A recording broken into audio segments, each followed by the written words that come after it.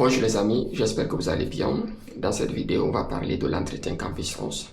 Ok, je suis sûr que vous avez entendu parler de l'entretien Campus France. Il y en a parmi vous qui ont passé déjà l'entretien Campus France, ils savent scanner. Dans cette vidéo, je vais vous montrer, je vais vous expliquer comment la préparer et vous dire comment moi j'ai fait pour préparer mon entretien Campus France pour avoir des admissions et avoir le visa également. Donc pour ceux qui ne sont pas abonnés, les gars, vous ratez quelque chose là. Voilà, donc abonnez-vous. Voilà, activez la cloche de notification, comme ça à chaque fois que je vais sortir des vidéos, vous serez alerté parce que je vais au minimum 2 vidéos par semaine, donc pour pouvoir vous suivre régulièrement dans la procédure. Commentez aussi les vidéos comme ça, en fonction des questions que vous allez mettre en commentaire, je vais filtrer, prendre les questions les plus importantes, les plus pertinentes pour vous faire des vidéos. Voilà, je réponds parfois en commentaire, parfois aussi je fais des vidéos pour vous répondre en fonction, pour que tout le monde soit informé. Voilà, donc likez aussi les vidéos pour booster la chaîne les gars. Voilà, liker, c'est la moindre des choses que vous puissiez faire les gars. C'est de liker les vidéos, commenter, s'abonner et activer la cloche de notification. Voilà, je vais vous expliquer comment préparer son entretien Campus France. Déjà, c'est quoi l'entretien Campus France? En fait, l'entretien Campus France, c'est un entretien, voilà, au cours duquel l'agent Campus France va essayer de déterminer ou chercher à savoir votre niveau de motivation vis-à-vis de la France, votre niveau d'information vis-à-vis des études en France. Vous avez dit que vous souhaitez aller étudier en France, ils vont chercher à savoir est-ce que vous êtes renseigné à la base, ok? Est-ce que vous voulez vraiment aller étudier en France ou bien est-ce que c'est pour une autre raison? Voilà, c'est la raison pour laquelle ils vous font passer l'entretien Campus France.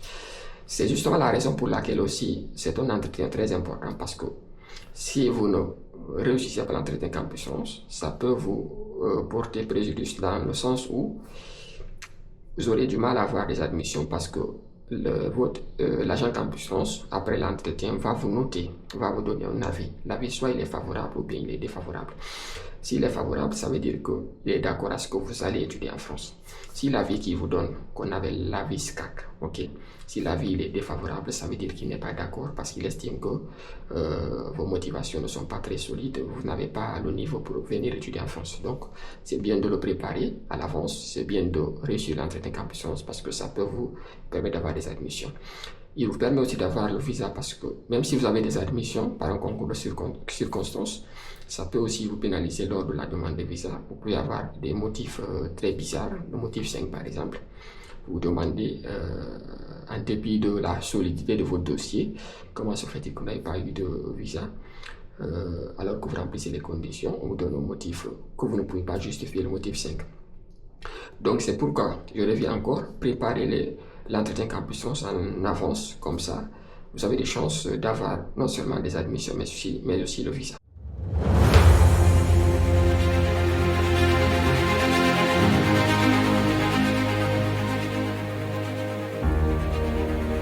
Voilà, moi je vais vous expliquer comment je l'ai préparé. Il faut savoir que moi je l'ai préparé l'entretien Campus France minimum 2 mois avant le jour J. Donc je me suis préparé, je me suis vraiment préparé parce que je savais que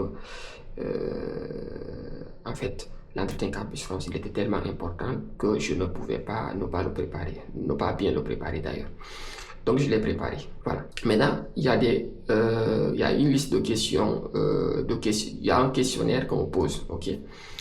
Beaucoup de questions, on va poser beaucoup de questions en fonction de, il n'y a pas de questions standards qu'on va poser. C'est relatif en fonction de chaque candidat. Maintenant, moi, je vais vous donner une catégorie de questions qui vous seront posées, pas obligatoirement, mais il se peut que vous soyez confronté à ces questions-là. D'abord, c'est la question sur la présentation. La première des choses à faire lorsque vous allez à l'entretien Campus France, c'est de vous présenter. Parfois, on peut ne pas vous dire de vous présenter. On peut vous demander, par exemple, de donner vos motivations, votre projet d'études et votre projet professionnel. Mais avant de donner ça, l'idéal voudrait que vous vous présentez. Voilà, vous dites ce que vous faites. Vous avez votre nom. La présentation, elle est simple. C'est votre nom, votre âge, ok, votre niveau d'études et voilà. Donc, et la formation à laquelle ce que vous voulez aller faire en France, ok. Donc, vous pouvez dire par exemple, je m'appelle tant, j'ai 25 ans ou bien j'ai 22 ans, j'ai 21 ans, je suis en licence 2 dans tel domaine, je souhaite aller étudier en France dans tel domaine. Ça, c'est la présentation. Maintenant, vous pouvez directement enchaîner avec le projet de votre projet professionnel, déjà avec les motivations, parce qu'après la présentation, quelles sont les motivations? Voilà. Vous avez dit que vous souhaitez aller étudier en France. Pourquoi la France? Pourquoi cette université? Et la motivation, elle est un peu vague parce qu'il y a la motivation vis-à-vis du pays. Pourquoi est-ce que vous avez choisi la France? Il y a la motivation vis-à-vis des universités. Pourquoi est-ce que vous avez choisi, par exemple, l'université de Paris-Saclay au lieu de choisir l'université de Paris-Cité ou bien l'université d'Aix-Marseille? Il y a beaucoup d'universités en France. Qu'est-ce qui vous a poussé? Il y a la motivation vis-à-vis des villes aussi. Pourquoi est-ce que vous avez choisi d'aller à Nantes, que d'aller à Saint-Étienne, par exemple? Donc, il y a tout ça là. Il faut s'informer vis-à-vis de tout ça pour pouvoir justifier votre choix. Parce qu'il ne faut pas juste dire j'ai décidé d'aller à Nantes parce que j'aime la ville. Voilà, ça ne suffit pas en fait. Il faut donner des raisons.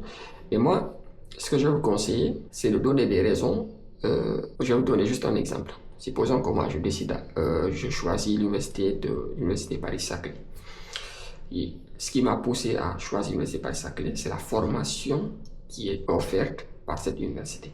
Parce que l'université propose une formation que moi j'estime être en adéquation avec mon projet d'études et mon projet professionnel. Supposons que je souhaite venir étudier en France en droit, je vais me renseigner sur toutes les universités qui proposent les formations en droit. Je vais faire une comparaison entre les formations, entre les universités, et ensuite je vais choisir les formations qui sont adaptées et les universités qui sont adaptées à mon profil. C'est comme ça, il faut raisonner. Il ne faut pas juste dire parce que l'université me plaît, ça ne suffit pas. Il faut donner des raisons valables, des raisons liées à votre parcours. Parfois, vous pouvez donner des cours.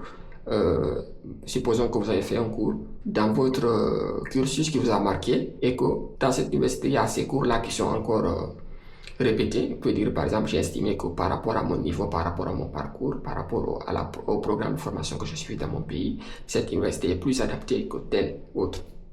Vous comprenez un peu? Donc vous dites, cette l'université de Paris-Saclay, avec sa formation en droit, est plus adaptée à mon profil par rapport à l'université, par exemple, de telle. Même si vous ne donnez pas le nom de l'université, vous dites juste que vous estimez que telle université, en tout cas, elle vous correspond le mieux. C'est justement la raison pour laquelle vous l'avez choisi. Il faudrait que ça soit lié aux études, en fait. C'est pas de donner des raisons, par exemple, la ville, elle est belle. Non, ça ne suffit pas, en fait. Je ne sais pas si on se fait comprendre. Voilà. Il y a aussi la motivation vis-à-vis de la formation. Supposons que vous avez choisi la formation toujours de droit. Pourquoi vous l'avez choisi? Pourquoi vous avez décidé de faire droit au lieu de faire informatique? Parfois aussi, il arrive que vous avez fait droit et vous postulez en droit des affaires. Ça arrive aussi. Vous avez fait dans votre pays droit. Mais au lieu de postuler en droit, vous postulez en droit des affaires ou bien droit numérique, droit social. Il faut justifier. Voilà. Mais vous justifiez en fonction des cours. Supposons que, en droit, dans votre formation initiale, vous avez fait des formations, des cours que vous avez retrouvés dans l'autre formation, en droit des affaires. Vous allez dire, bon, j'ai estimé que j'ai suivi tel cours, ce qui me donne le niveau, ce qui m'a poussé à choisir telle formation par rapport à telle autre. J'estime que cette formation est plus adaptée à mon profil. C'est toujours comme ça. Ça, c'est les motivations. Peut-être je ferai une autre vidéo pour mieux expliquer si vous n'avez pas compris. Il y a aussi le projet d'études et le projet professionnel que vous devez bien expliquer. Le projet d'études, c'est ce que vous souhaitez étudier. Il faut savoir que chaque candidat a un projet d'études différent de l'autre. Il y en a qui souhaitent faire uniquement la licence, et d'autres qui souhaitent faire la licence et le master. Il y a d'autres qui souhaitent faire le doctorat aussi, licence, master, doctorat. Il y a certains qui souhaitent se limiter en BTS. Maintenant, c'est d'ailleurs la raison pour laquelle on vous demande votre projet d'études, c'est pour savoir jusqu'où vous souhaitez aller, quelle est la formation que vous souhaitez faire et jusqu'à quel niveau vous souhaitez vous limiter. Supposons que moi je souhaite postuler en licence de droit, mais qu'après ma licence je souhaite continuer en master. Quel master? Master droit de l'environnement par exemple. Voilà, moi je souhaite commencer en licence de droit, mais après je souhaite faire un master en droit de l'environnement. C'est ce qui m'intéresse. Pourquoi ça m'intéresse? Vous donnez directement votre projet professionnel parce que j'estime que après le master, je peux travailler dans tel secteur d'activité et occuper ce poste et ensuite monter en grade en fait, finalement. Petit à petit monter en grade. Ça, c'est votre projet professionnel après. Le projet professionnel, c'est le métier que vous souhaitez faire et comment vous allez trouver ce métier-là. Et vous pas juste dire, supposons que vous dites, bon, moi je souhaite aller en France, étudier, faire les sciences, faire le droit et ensuite être magistrat. Comment vous allez faire pour être magistrat? Est-ce que vous allez passer un concours? Donc, ils vont chercher à savoir si vous êtes mieux renseigné. Vous devez connaître le métier. D'ailleurs, je vous conseille d'aller voir quelqu'un qui est déjà dans ce secteur d'activité-là. Si vous avez un prof de droit, lui demandez, si vous faites l'informatique, vous demandez à quelqu'un déjà qui exerce dans ce métier pour qu'il puisse mieux vous informer, sur les débouchés, voilà, en fonction du métier, de la formation que vous souhaitez faire, les débouchés qui sont liés et comment y accéder. Ensuite, ils peuvent poser des questions sur votre logement. Moi, ils ne m'ont pas posé cette question, le logement. Comment est-ce que vous allez vous loger en France? Voilà, c'est comme ça en fait.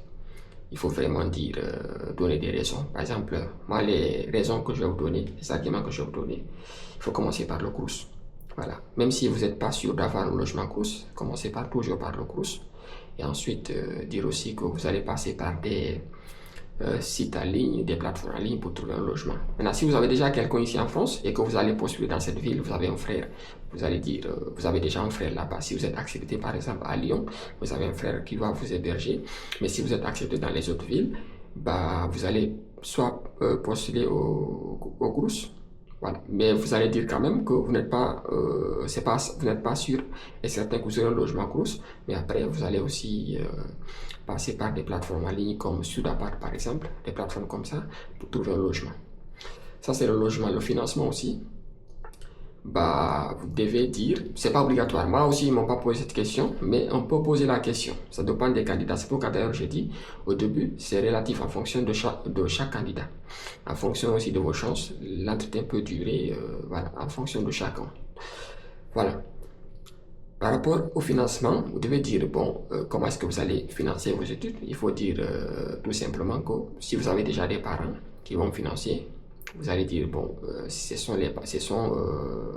vous en avez déjà discuté avec vos parents, vous en avez discuté avec votre famille, et vous êtes tombé d'accord sur le fait que, après l'admission, c'est eux qui vont prendre en charge le côté financement. Voilà. Vous limitez là-bas, parce que tant que vous n'avez pas d'admission déjà, vous ne pouvez pas faire de demande de visa. Donc, il faut donner des raisons qui sont valables. Parce qu'en tant qu'étudiant, vous ne pouvez pas financer vos études, vous ne pouvez pas aller à l'entretien Campus France et dire que c'est vous qui allez financer vos études. À moins que si vous travaillez dans votre pays déjà, vous avez un bon salaire. Mais c'est très rare, donc limitez-vous, dites que c'est aux parents de financer en fait. Voilà. Et ensuite, je pense que c'est tout. Ça dépend maintenant du feeling qui va se passer entre vous et l'agent Campus France. Parfois, ça peut durer, parfois même pour rentrer dans des questions qui sont personnelles.